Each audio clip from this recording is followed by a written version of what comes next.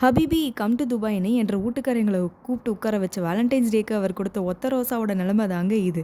என்ன தலை தொங்கிருச்சு, ஏ டாமி எந்திரின்னு அப்படிலாம் என்னென்னமோ செஞ்சு பார்த்தேன். பட் சேட்லி அந்த ரோசா பூவை என்னால் காப்பாற்ற முடியல. ஈவினிங் வியூ தாங்க இது. என் அப்பார்ட்மெண்ட்லேருந்து பார்த்தா செம்மையாக இருக்கும். நல்லா கொஞ்சம் நேரம் என்ஜாய் பண்ணிவிட்டு அதுக்கப்புறம் வீட்டில் மளிகை சாமான் அண்ட் காய்கறி எல்லாம் முடிஞ்சு போச்சு. ஸோ அதை வாங்குறதுக்கு கீழே இருக்கிற சூப்பர் மார்க்கெட்டுக்கு நானும் என் பொண்ணும் தாங்க போயிருந்தோம். கடையில் என்னால் ப்ராப்பராக வீடியோ எடுக்க முடியல. பிகாஸ் என் பொண்ணு அங்கிட்டும் இங்கிட்டும் எங்கேயாவது ஓடிக்கிட்டு கிடப்பா. ஸோ அவளை மேய்க்கிறதுக்கே எனக்கு சரியாக இருக்கும். ஸோ வீட்டுக்கு நான் என்னெல்லாம் வாங்கிட்டு வந்திருந்தேன்னு பார்த்தீங்கன்னா, ஃபஸ்ட்டு இந்த தோசை மாவு பேக்கெட் தாங்க. தோசை மாவு வீட்டிலே அரைக்கலாம். ஆனால் அந்த சோம்பேறித்தனப்பட்டு நான் பேக்கெட்டில் தான் மாவு வாங்கிட்டு வந்து ஊற்றிக்கிட்டு இருக்கேன். அண்ட் வீட் பரோட்டா வாங்கியிருந்தேன். பிகாஸ் எதுக்குன்னா மட்டன் குழம்பு செய்யலான்னு இருந்தேன். ஸோ அதுக்கு காம்பினேஷனாக வீட் பரோட்டா அண்ட் கொஞ்சம் பூண்டு, அதுக்கப்புறம் என் பொண்ணு கேட்டான்னு சொல்லி அவளுக்காக வாட்டர்மெலன் அண்ட் பனானாலாம் வாங்கிட்டு வந்து வச்சுருந்தேன். இந்த சேட்லி இந்த வாட்டர்மெலன் பார்த்தீங்கன்னா பயங்கரமாக சதி பண்ணிருச்சுங்க.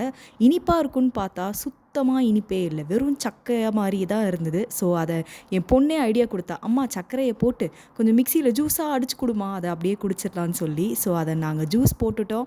மீன்வேல் பார்த்திங்கன்னா ஒரு பக்கமாக மட்டன் குழம்பும் பயங்கரமாக ரெடி ஆகிடுச்சு. ஸோ அதில் வந்து பார்த்திங்கன்னா கொஞ்சம் கொத்தமல்லியை நல்லா மழைச்சாரல் மாதிரி தூவி விட்டுட்டு சைட் பை சைடு அந்த வாட்டர்மெலன் ஜூஸையும் பயங்கரமாக குடிச்சு நல்லா டேவே ஃபுல்லாக கம்ப்ளீட் பண்ணியாச்சுங்க. உங்களுக்கு இந்த டே எப்படி இருந்துச்சு? நீங்களும் கமெண்ட் பண்ணுங்கள். நீங்கள் என்னெல்லாம் குக் பண்ணியிருந்தீங்கன்னு கமெண்ட் பண்ணுங்கள். அண்ட் துபாய் ஆர் யூஏஇயில் நீங்கள் இருந்தீங்கன்னா உங்கள் லைஃப் வந்து ஹோம் மேக்கராக எப்படி வந்து போய்கிட்டு இருக்கு அப்படின்னு சொல்லி எனக்கு சொல்லுங்கள். See you next video. Bye மக்களே.